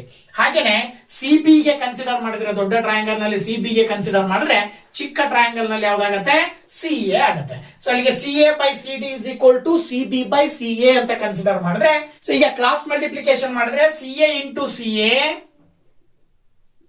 Is equal to C B into C D ಆಗುತ್ತೆ. ಓಕೆನಾ, C B into C D ಅಥವಾ C A into C A cross multiplication ಮಾಡಿದ್ರೆ ನಾವೇನಂತ ಹೇಳ್ಬೋದು, ಮಲ್ಟಿಪ್ಲೈ ಮಾಡಿದ್ರೆ ಎ ಸಿ ಸ್ಕ್ವೇರ್ ಅಂತ ಬರೀತೀವಿ. ಸಿ ಬಿ ಅಂತ ಹೇಳಿದ್ರೆ B C into C D ಅಂತ ಹೇಳಿ ಕೂಡ ನಾವು ಹೇಳ್ಬೋದು. ನಿಮಗೆ ಏನ್ ಪ್ರೂವ್ ಮಾಡಕ್ ಹೇಳಿದ್ರೆ ಅದು ಆನ್ಸರ್ ಬರ್ತಾ ಇದೆ. ಓಕೆನಾ, so this is the answer. Next 29ನೇ ಕ್ವಶನ್, ಪ್ರೂವ್ ದಟ್ ಅಂತೇಳಿ ಟ್ರಿಗ್ನೋಮೆಟ್ರಿಕ್ ಸಂಬಂಧಪಟ್ಟಿದ್ದು sin θ by 1 minus cos θ plus tan θ by 1 plus cos θ is equal to cot θ plus secant θ into cosecant θ ಅಂತ ಕೊಟ್ಟಿದ್ದಾರೆ. ಸಾಧಿಸಿ ಅಂತ ಹೇಳಿ. ಸೊ ಇದನ್ನ ಹೇಗ್ ಮಾಡೋದು ಅಂತಕ್ಕಂಥದನ್ನ ನೋಡೋದಾದ್ರೆ ಫಸ್ಟ್ ಲೆಫ್ಟ್ ಸೈಡ್ ಅಲ್ಲಿ ಇರ್ತಕ್ಕಂಥದನ್ನ ಆಸ್ ಇಟ್ ಈಸ್ ಬರ್ಕೊಳ್ಬೇಕು. ಏನು, sin θ by 1 minus cos θ plus tan θ by 1 plus cos θ. ಈಗ ಕೆಳಗಡೆ ಇರುವ ಡಿನಾಮಿನೇಟರ್ ಗಳನ್ನ ಮಲ್ಟಿಪ್ಲೈ ಮಾಡಿದ್ರೆ LCM ತಗೊಂಡ್ರೆ 1 minus cos θ into 1 plus cos θ ಕೆಳಗಡೆ ಬರುತ್ತೆ. ಮೇಲ್ಗಡೆಗೆ ನೀವು sin θ1 1 plus cos θ ದಿಂದ ಮಲ್ಟಿಪ್ಲೈ ಮಾಡ್ತೀರಾ. ಹಾಗೇನೆ tan θ1 1 minus cos θ ದಿಂದ ಮಲ್ಟಿಪ್ಲೈ ಮಾಡ್ತೀರಾ. ಓಕೆನಾ, ಈಗ ನೆಕ್ಸ್ಟ್ ಸ್ಟೆಪ್ ಬಂದ್ಬಿಟ್ಟು ನೋಡಿ, ಇಲ್ಲಿ sin θ ಇಂಟು 1 ಮಾಡಿದ್ರೆ sin θ plus sin θ into cos θ. ಹಾಗೇನೆ ಇಲ್ಲಿ tan θ minus tan θ into cos θ ಅಂತ ಬರೀತೀರಾ. Divided by A plus B into A minus B form ಅಲ್ಲಿ ಇರೋದ್ರಿಂದ A square minus B square form ಅಲ್ಲಿ ನೀವು ಬರ್ದ್ರಿ ಅಂತ ಹೇಳಿದ್ರೆ ಏನ್ ಬರುತ್ತೆ, 1 square minus cos square theta ಅಂತ ಬರ್ತದೆ. ನೆಕ್ಸ್ಟ್ ಸ್ಟೆಪ್ ಅಲ್ಲಿ ನೀವು ನೋಡಿದಾಗ ಅಬ್ಸರ್ವ್ ಮಾಡಿದ್ರೆ ನೀವು ನೆಕ್ಸ್ಟ್ ಇಲ್ಲಿ ಮೇಲ್ಗಡೆ ನೀವು ಬರಿತಾ ಹೋದ್ರೆ ನೋಡಿ, ಇಲ್ಲಿ sin θ ಪ್ಲಸ್ ಮತ್ತೆ sin θ into cos theta plus tan θ minus tan θವನ್ನ ನೀವು sin θ divided by cos θ into cos θ ಅಂತ ಬರೀತೀರಾ. Whole divided by 1 minus cos square theta ಅಂದ್ರೆ ಟ್ರಿಗ್ನೋಮೆಟ್ರಿಯ ಮೊದಲನೇ ಐಡೆಂಟಿಟಿಯ ಪ್ರಕಾರ sin ಸ್ಕ್ವೇರ್ ಥೀಟಾ ಅಂತ ಬರೀಬಹುದು. ಓಕೆನಾ, ಇದಾದ ನಂತರ ನೆಕ್ಸ್ಟ್ ಸ್ಟೆಪ್ ನೋಡಿ, ಇಲ್ಲಿ cos θ ಕ್ಯಾನ್ಸಲ್ ಆಗತ್ತೆ, plus sin θ minus sin θ cancel ಆಗತ್ತೆ. ಫೈನಲ್ ಆಗಿ ನಿಮಗೆ ಇಲ್ಲಿ ಉಳಿಯೋದು sin θ into cos θ plus tan θ divided by sin square theta ಅಂತ ಬರೀತೀರಾ. ಇದನ್ನ ಇನ್ನೂ ಸಿಂಪ್ಲಿಫೈ ಮಾಡಿ ಬರೆಯೋದಾದ್ರೆ ನೋಡಿ, ಇಲ್ಲಿ sin θ into cos θ divided by sin square theta ಅಂತ ಒಂದ್ಸರಿ ಬರ್ಕೊಂಡ್ರಿ. ಹಾಗೇನೆ tan θ divided by sin square theta ಅಂತ ಬರ್ಕೊಳ್ರಿ. ಈಗ ನೆಕ್ಸ್ಟ್ ಸ್ಟೆಪ್ ಅಲ್ಲಿ ನೋಡಿ, ಇಲ್ಲಿ sin θ ಒಂದ್ sin θ ಕ್ಯಾನ್ಸಲ್ ಆಗತ್ತೆ. ಫೈನಲಿ ನಿಮಗೆ ಇಲ್ಲಿ ಕಾಸ್ θ ಬೈ sin θ ಉಳ್ಕೊಳ್ಳುತ್ತೆ. ಹಾಗೇನೆ ಇಲ್ಲಿ tan θವನ್ನ ನೀವು sin θ ಬೈ ಕಾಸ್ θ ಅಂತ ಬರೀತೀರಾ. sin ಸ್ಕ್ವೇರ್ ಥೀಟಾವನ್ನ 1 ಬೈ sin ಸ್ಕ್ವೇರ್ ಥೀಟಾ ಅಂತ ಆಸ್ ಇಟ್ ಈಸ್ ಬರ್ಕೊಳ್ತೀರಾ. ಇಲ್ಲೂ ಕೂಡ sin θ ಕ್ಯಾನ್ಸಲ್ ಆಗಿ ಒಂದು, ಇಲ್ಲಿ ಕಾಸ್ θ ಬೈ sin ಥೀಟಾವನ್ನ cot θ ಅಂತ ಬರೀತೀರಾ. ಹಾಗೇನೆ 1 ಬೈ ಕಾಸ್ ಥೀಟಾವನ್ನ ಆಕ್ಚುಯಲ್ ಆಗಿ secant θ ಅಂತ ಬರೀತೀರಾ. 1 ಬೈ sin ಥೀಟಾವನ್ನ cosecant θ ಅಂತ ಬರೀತೀರಾ. ಸೊ ನಿಮಗೆ ಫೈನಲ್ ಆಗಿ ರೈಟ್ ಸೈಡ್ ಅಲ್ಲಿ ಏನ್ ಆನ್ಸರ್ ಬರಬೇಕಿತ್ತು ಆ ಆನ್ಸರ್ ಬರ್ತಾ ಇದೆ, that is RHS. So that ನೀವು ಬರೀತೀರಾ ಏನಂತ ಹೇಳಿ, LHS is equal to RHS ಅಂತ ಹೇಳಿ ಫೈನಲ್ ಆಗಿ ಬರಿಬೇಕಾಗತ್ತೆ. ನಾವು ಅವ್ರು ಏನ್ ಕೊಟ್ಟಿದ್ದಾರೆ ಪ್ರೂವ್ ದಟ್ ಅಂತ ಹೇಳಿ ಅದನ್ನ ನಾವು ಪ್ರೂವ್ ಮಾಡಿದೀವಿ ಅಂತ ಹೇಳಿ ಅರ್ಥ. ಓಕೆನಾ, ನೆಕ್ಸ್ಟ್ 29ನೇಯ ಮತ್ತೊಂದು ಆಪ್ಷನಲ್ ಕ್ವಶನ್ ಕೆಳಗಡೆ ಆರ್ ಅಂತ ಕೊಟ್ಟಿರ್ತಕ್ಕಂಥದ್ದು. ಇದು ಕೂಡ ಟ್ರಿಗ್ನೋಮೆಟ್ರಿಗೆ ಪ್ರೂವ್ ದಟ್ ಕೊಟ್ಟಿದ್ದಾರೆ. ಸೊ ನೋಡಿ, cosecant A minus sine A into tan A plus cot A is equal to cot A into cosecant A ಅಂತ ಹೇಳಿ ಸಾಧಿಸಿ ಅಂತ ಕೊಟ್ಟಿದ್ದಾರೆ. ಸೊ ಇದ್ರ ಪ್ರಕಾರ ನಾವು ಮೊದಲು LHS ಬರ್ಕೊಳ್ತೀವಿ, cosecant A minus sine A into tan A plus cot A ಅಂತ ಹೇಳಿ. ಇಲ್ಲಿ ಕೊಸಿಕೆಂಟ್ ಎ ಅಂತ ಹೇಳಿದ್ರೆ ನಮಗೆ ಗೊತ್ತು, cosecant A the reciprocal sine A ಅಂತ ಹೇಳಿ. ಸೊ ಕೊಸಿಕೆಂಟ್ ಎ ನಾವು ಆಕ್ಚುಯಲ್ ಆಗಿ 1 ಬೈ ಸೈನ್ ಎ ಅಂತ ಬರೀತೀವಿ, ಮೈನಸ್ ಸೈನ್ ಎ ಅಂತ ಬರ್ಕೊಳ್ತೀರಾ. ಇಂಟು ಟ್ಯಾನ್ ಎ ಅಂತ ಹೇಳಿದ್ರೆ ನಮಗೆ ವ್ಯಾಲ್ಯೂ ಗೊತ್ತು sine A by cos A ಅಂತ ಹೇಳಿ. ಅದೇ ರೀತಿ ಕಾಟ್ ಎ ಅಂತ ಹೇಳಿದ್ರೆ cos A divided by sine A ಅಂತ ಹೇಳಿ ಬರ್ಕೊಳ್ತೀರಾ. ಇದಾದ ನಂತರ ನೆಕ್ಸ್ಟ್ ಸ್ಟೆಪ್ ಅಲ್ಲಿ ನೋಡಿ, ಇಲ್ಲಿ ಇಲ್ಲಿ 1 ಅಂತ ತಗೊಂಡು ಇವೆರಡಕ್ಕೂ LCM ತಗೊಂಡಾಗ ಸೈನ್ ಎ LCM ಬರುತ್ತೆ. ಇಲ್ಲಿ 1 ಇಂಟು 1 ಮಲ್ಟಿಪ್ಲೈ ಮಾಡಿದ್ರೆ 1 ಬರುತ್ತೆ. Sine A into sine A multiply ಮಾಡಿದ್ರೆ ಸೈನ್ ಸ್ಕ್ವೇರ್ ಎ ಬರುತ್ತೆ. ಆಸ್ ಇಟ್ ಈಸ್ ಇಲ್ಲಿ cos A into sine A ಕೆಳಗಡೆ LCM ಬಂದ್ರೆ sine A into sine A ಮಾಡಿದ್ರೆ ಸೈನ್ ಸ್ಕ್ವೇರ್ ಎ, ಹಾಗೇನೆ cos A into cos A multiply ಮಾಡಿದ್ರೆ cos square A ಬಂತಲ್ವಾ. ಈಗ ಮುಂದಿನ ಹಂತ ಟ್ರಿಗ್ನಾಮೆಟ್ರಿಕ್ ಐಡೆಂಟಿಟಿಯ ಪ್ರಕಾರ 1 ಮೈನಸ್ ಸೈನ್ ಸ್ಕ್ವೇರ್ ಎ ಅಂದ್ರೆ ಕಾಸ್ ಸ್ಕ್ವೇರ್ ಎ ಅಂತ ಬರೀಬಹುದು. That is cos square A divided by sine A into ಇಲ್ಲೂ ಕೂಡ sine square A plus cos square A ಅಂದ್ರೆ 1 ಅಂತ ಬರೀಬಹುದು. 1 divided by cos A into sine A ಅಂತ ಬರೀತೀವಿ. ಇದರ ಮುಂದುವರಿದ ಭಾಗವಾಗಿ ನೋಡಿ, ಇಲ್ಲಿ ಕಾಸ್ ಸ್ಕ್ವೇರ್ ಎ ಇಂಟು 1 ಮಾಡಿದ್ರೆ ಕಾಸ್ ಸ್ಕ್ವೇರ್ ಎ ಬರುತ್ತೆ. ಇದಿಷ್ಟನ್ನ ಮಲ್ಟಿಪ್ಲೈ ಮಾಡಿದ್ರೆ sine A into sine A ಮಾಡಿದ್ರೆ sine square A into cos A ಅಂತ ಬರೀಬಹುದು. ನೆಕ್ಸ್ಟ್ ಸ್ಟೆಪ್ ನೋಡಿ, ಇಲ್ಲಿ ಕಾಸ್ ಸ್ಕ್ವೇರ್ ಎದಲ್ಲಿ ಕಾಸ್ ಸ್ಕ್ವೇರ್ ಎ ಒಂದು ಕಾಸ್ ಎ ಕ್ಯಾನ್ಸಲ್ ಆಗತ್ತೆ. ಇನ್ನ ಮೇಲ್ಗಡೆ ಉಳಿದಿರೋದು cos A divided by sine square A. ಈಗ cos A divided by sine A ಅಂತ ಬರೀತೀರಾ, ಹಾಗೇನೆ 1 ಡಿವೈಡೆಡ್ ಬೈ ಸೈನ್ ಎ ಅಂತ ಹೇಳಿ ಉಳಿದಿರೋದನ್ನ ಬರ್ಕೊಳ್ತೀರಾ. ಇಲ್ಲಿ ಸೈನ್ ಸ್ಕ್ವೇರ್ ಎ ಇರೋದನ್ನ 2 ಬಾರಿ ಬರ್ದಿದ್ದೀನಿ ನಾನು. ಯಾಕೆ ಅಂದ್ರೆ ನಮಗೆ ಮೇಲ್ಗಡೆ ಆನ್ಸರ್ ಬರ್ಬೇಕು, ಆ ಉದ್ದೇಶದಿಂದ. ನೋಡಿ, ಇಲ್ಲಿ cos A by sine A ಅಂತ ಹೇಳಿದ್ರೆ ಕಾಟ್ ಎ ಬರ್ತದೆ ಆಕ್ಚುಯಲ್ ಆಗಿ value, into 1 by sine A ಅಂತ ಹೇಳಿದ್ರೆ ಅದನ್ನ ನಾವು ಕೊಸಿಕೆಂಟ್ ಎ ಅಂತ ಬರೀಬಹುದು ಅಲ್ವಾ, cosecant A. So this is the answer. So that is RHS. So ಇದರ ಆಧಾರದ ಮೇಲೆ ನೀವೇನ್ ಹೇಳ್ತೀರಾ, LHS is equal to RHS ಅಂತ ಹೇಳಿ ನಾವು ಸುಲಭವಾಗಿ ಹೇಳಬಹುದು. ಸೊ 29ನೇ ಕ್ವಶನ್, 2ನೇ ಆಪ್ಷನ್ ಅನ್ನು ಕೂಡ ನಾವು ಪ್ರೂವ್ ಮಾಡೋದು ಹೇಗೆ ಅಂತ ಹೇಳಿ ನೋಡಿದ್ವಿ. ಓಕೆನಾ. ಇನ್ನ 30ನೇ ಕ್ವಶನ್ ತುಂಬಾ ಈಸಿ ಆಗಿರ್ತಕ್ಕಂಥದ್ದು, ಮೀನ್ ಕಂಡುಹಿಡಿಯಕ್ಕೆ ಕೇಳಿದ್ದಾರೆ. ಇದರ ಜೊತೆಗೆ ಇನ್ನೊಂದು ಆಪ್ಷನಲ್ ಕ್ವಶನ್ ಇದೆ, ಅಲ್ಲಿ ಮೋಡ್ ಕಂಡುಹಿಡಿತಕ್ಕಂಥದ್ದು. ಸೊ ಮೊದಲನೇದಾಗಿ ಮೀನ್ ಅಥವಾ ಸರಾಸರಿಯನ್ನ ಕಂಡುಹಿಡಿತಕ್ಕಂಥದ್ದು ಹೇಗೆ ಅಂತಕ್ಕಂಥದ್ದನ್ನ ನೋಡೋಣ. ಇದಿಷ್ಟು ಟೇಬಲ್ ಅನ್ನ ಕೊಟ್ಟಿರ್ತಾರೆ, ಕ್ಲಾಸ್ ಇಂಟರ್ವಲ್ ಇರುತ್ತೆ, ಮತ್ತೆ ಫ್ರೀಕ್ವೆನ್ಸಿ ವರ್ಗಾಂತರ ಮತ್ತು ಆವೃತ್ತಿಯನ್ನ ಗಿವನ್ ಕೊಟ್ಟಿರ್ತಾರೆ. ಇದನ್ನ ಬಳಸ್ಕೊಂಡು ನೀವು XI ಅಂತ ಬರ್ಕೊಳ್ತೀರ, ಅಂದ್ರೆ ಮಧ್ಯ ಬಿಂದು ಅಂತ ಹೇಳ್ತೀವಿ. ಸೊ ಮಧ್ಯ ಬಿಂದುವನ್ನ ಕಂಡುಹಿಡ್ಕೊಳ್ಳೋದು ಹೇಗಪ್ಪ ಅಂತ ಹೇಳಿದ್ರೆ, ಈ 0 ಮತ್ತು 10 ಅಂತ ಬರ್ತಾವಲ್ಲ, ಕೆಳಮಿತಿ ಮತ್ತು ಮೇಲ್ಮಿತಿ. ಸೊ ಕೆಳಮಿತಿ ಮತ್ತು ಮೇಲ್ಮಿತಿಗಳನ್ನ ಕೂಡಿ 2ರಿಂದ ಭಾಗಾಕಾರ ಮಾಡಬೇಕು. 0ಗೆ 10 ಕೂಡಿದ್ರೆ 10 ಬರುತ್ತೆ, 10ರ ಅರ್ಧ 5. ಹಾಗೇನೆ 10ಕ್ಕೆ 20 ಕೂಡಿದ್ರೆ 30 ಬರುತ್ತೆ, 30ರ ಅರ್ಧ 15.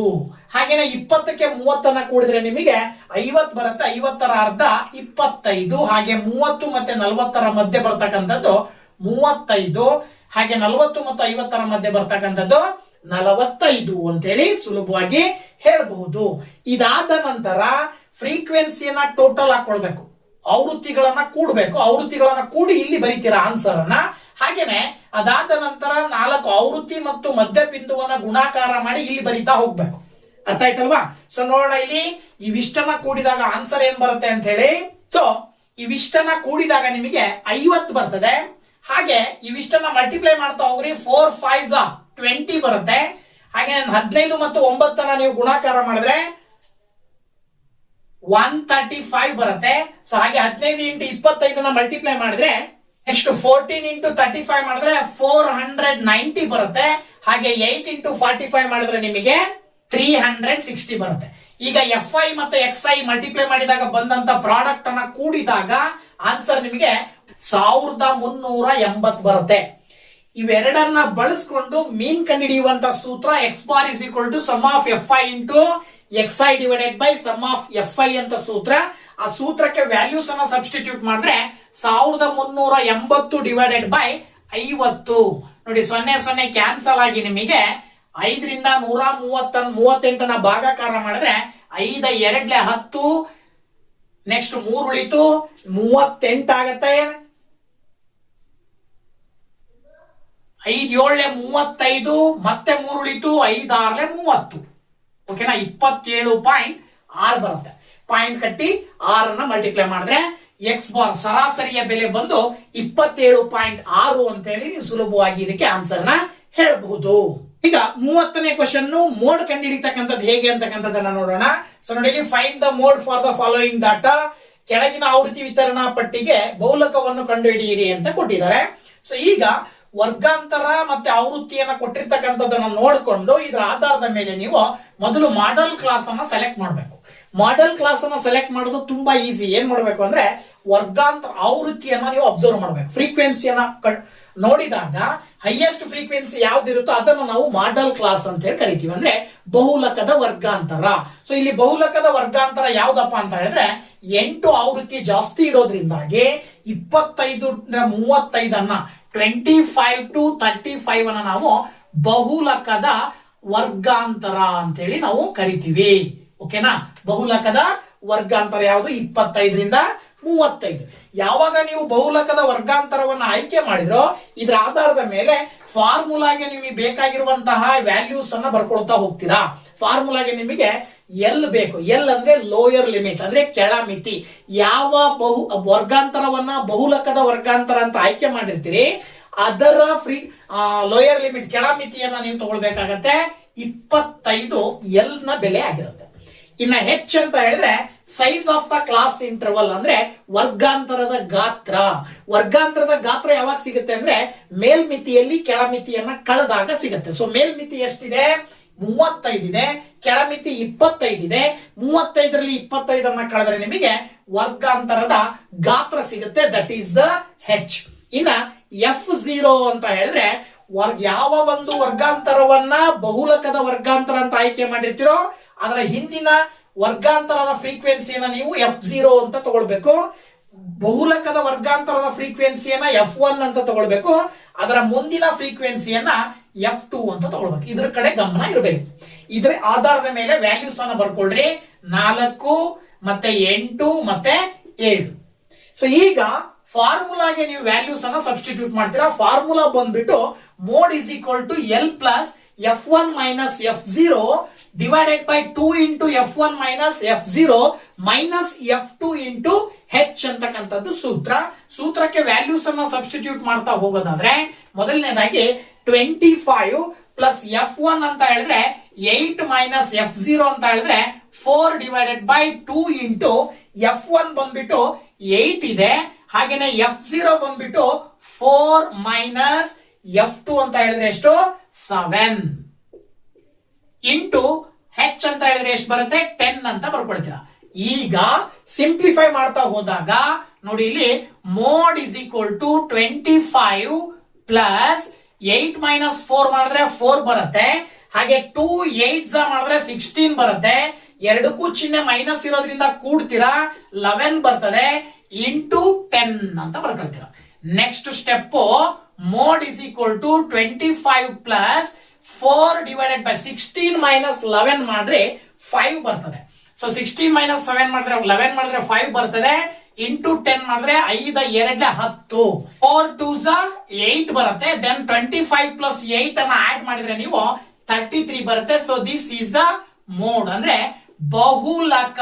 ಬಹುಲಕ ಇಸ್ ಈಕ್ವಲ್ ಟು 33 ಅಂತ ಹೇಳಿ ನೀವು ಸುಲಭವಾಗಿ ಹೇಳಬಹುದು.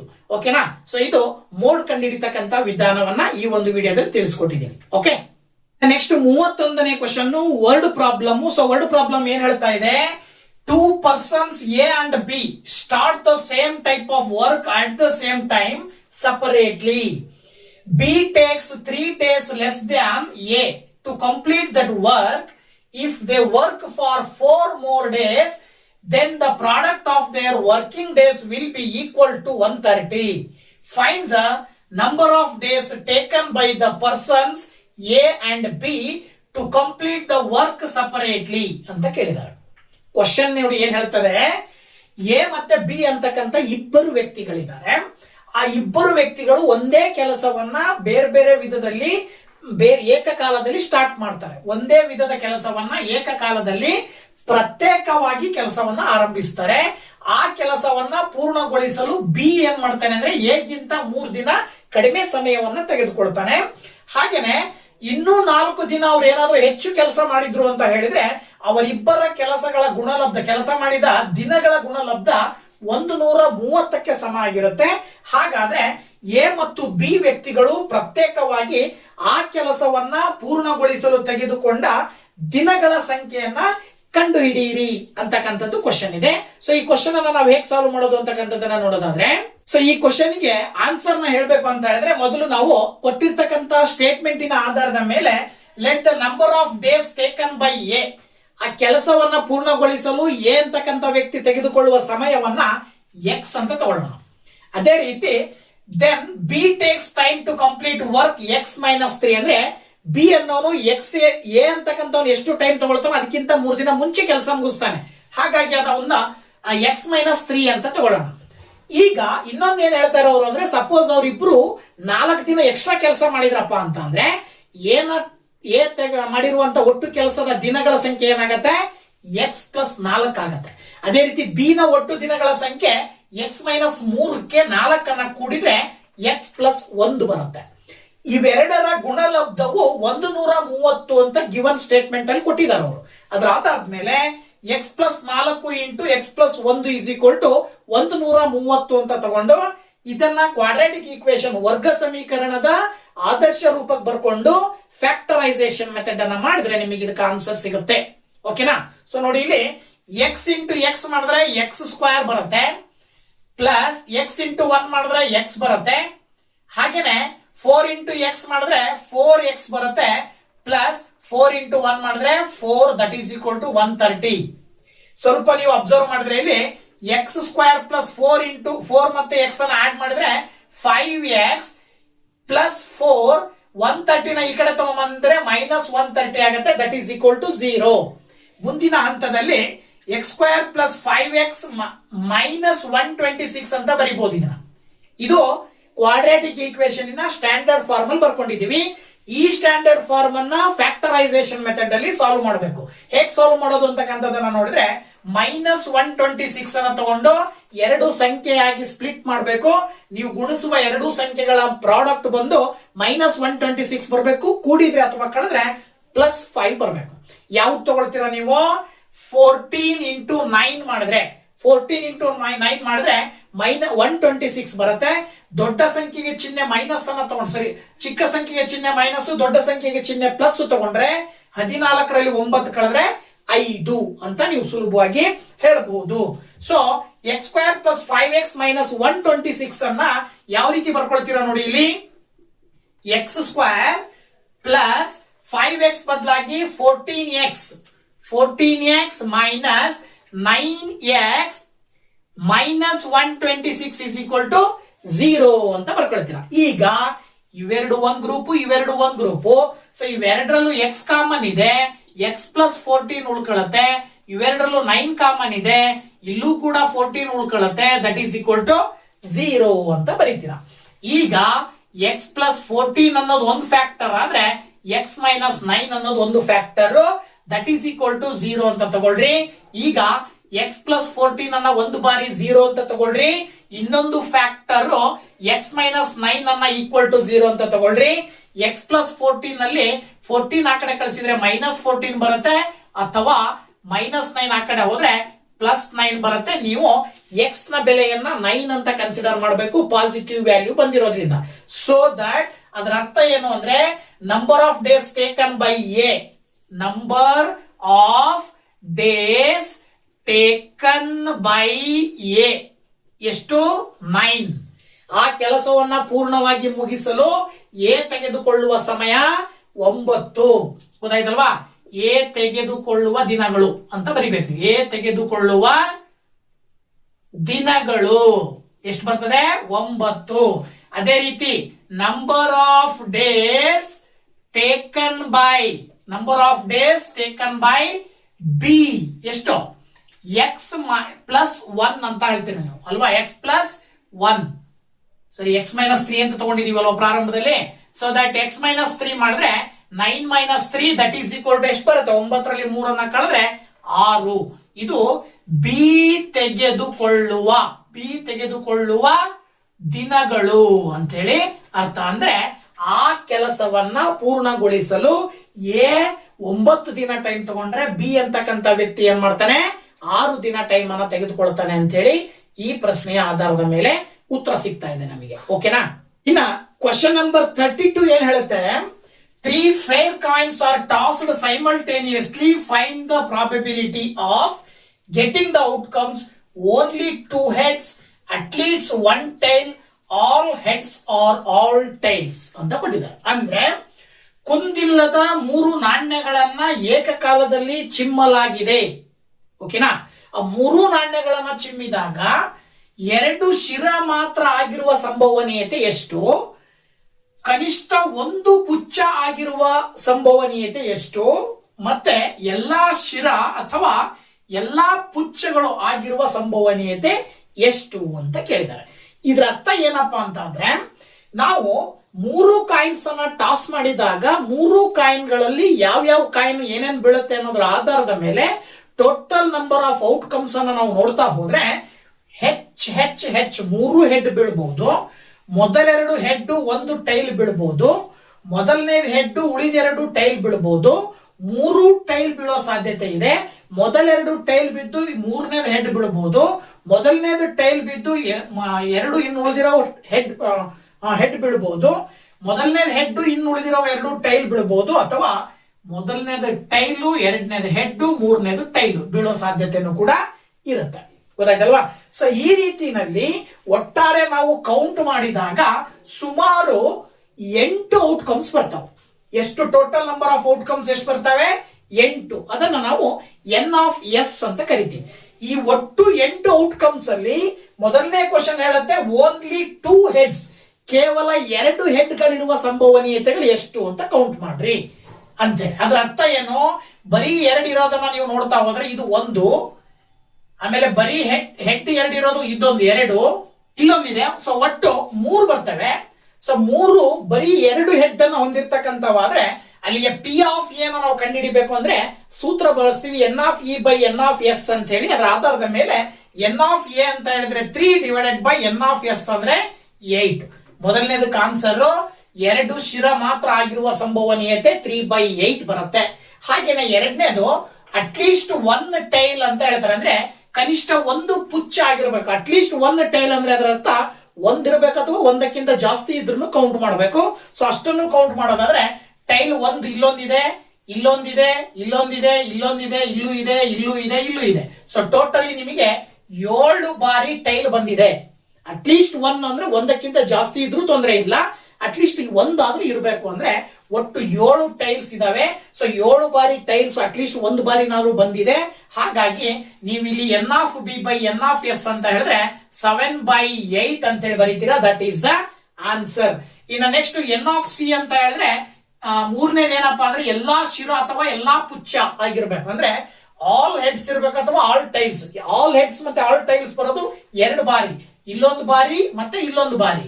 ಸೊ ಹಾಗಾಗಿ N(c) ಬಂದ್ಬಿಟ್ಟು 2 ಬರುತ್ತೆ. ಅಲ್ಲಿಗೆ N(c)/N(s) ಮಾಡಿದ್ರೆ 2/8 ಬರುತ್ತೆ. ಸಿಂಪ್ಲಿಫೈ ಮಾಡ್ಲಿಕ್ಕೆ ಸಾಧ್ಯ ಆಗೋದ್ರಿಂದ 1/4 ಅಂತ ಬರೀತೀರಾ ಮೂರನೇದಕ್ಕೆ ಆನ್ಸರ್. ಸೋ ದಟ್ ಮೊದಲನೇದಕ್ಕೆ ಆನ್ಸರ್ 3/8, ಎರಡನೇದಕ್ಕೆ ಆನ್ಸರ್ 7/8, ಮೂರನೇದಕ್ಕೆ answer 1/4. This is the answer. Okay. ಇನ್ನು 33ನೇ ಕ್ವಶನ್ ಸೆಕ್ಟರ್ ಗೆ ಸಂಬಂಧಪಟ್ಟಿದ್ದು.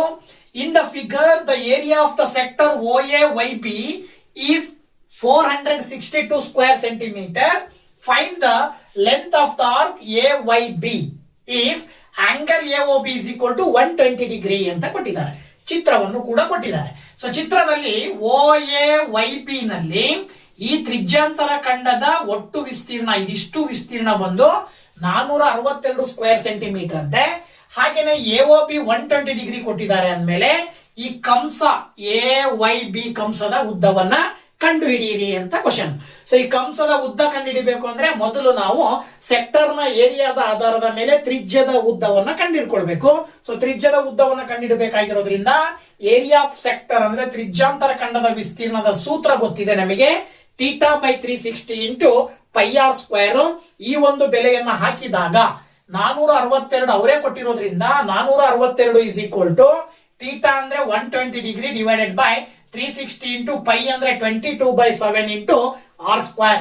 ನೋಡಿ ಇಲ್ಲಿ 0 ಕ್ಯಾನ್ಸಲ್ ಆಗಿ 12 1 12 3 36 ಬರುತ್ತೆ. ಈಗ ಇದಿಷ್ಟನ್ನ ಈಕ್ವಲ್ ಇಂದ ಈ ಕಡೆ ತಗೊಂಡ್ಬಂದ್ರೆ 462 22/7 ಈ ಕಡೆ ಬಂದ್ರೆ 7/22 ಆಗತ್ತೆ.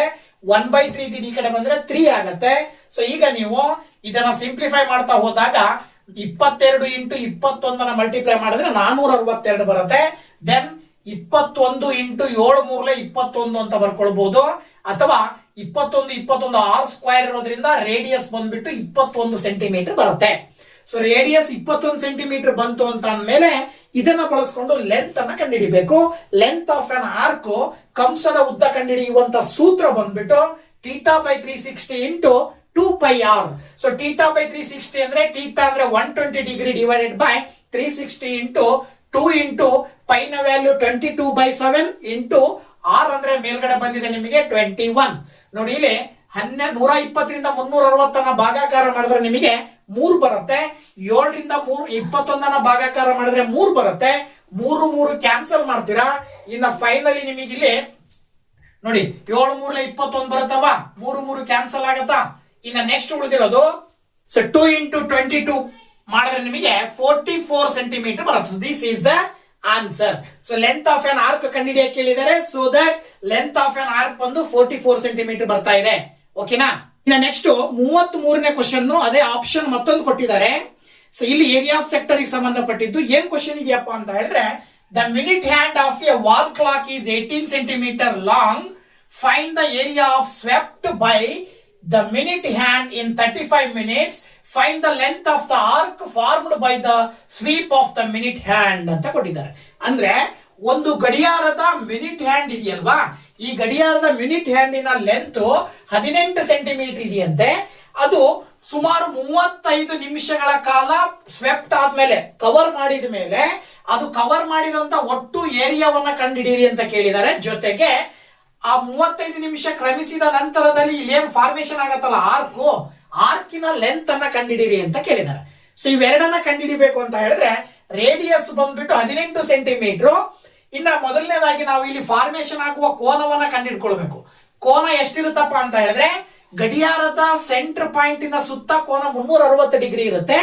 ಆ 360 ಡಿಗ್ರಿಯನ್ನ 35 ನಿಮಿಷ ಅಂತ ಹೇಳಿದ್ರೆ 35 ನಿಮಿಷ ಡಿವೈಡೆಡ್ ಬೈ 1 ನಿಮಿಷದ ಮುಳ್ಳು ಕಂಪ್ಲೀಟ್ ಆಗಿ ಸುತ್ತುವರೆದು 360 ಡಿಗ್ರಿ ಕಂಪ್ಲೀಟ್ ಆಗ್ಬೇಕು ಅಂದ್ರೆ 60 ನಿಮಿಷ ಬೇಕಾಗತ್ತೆ.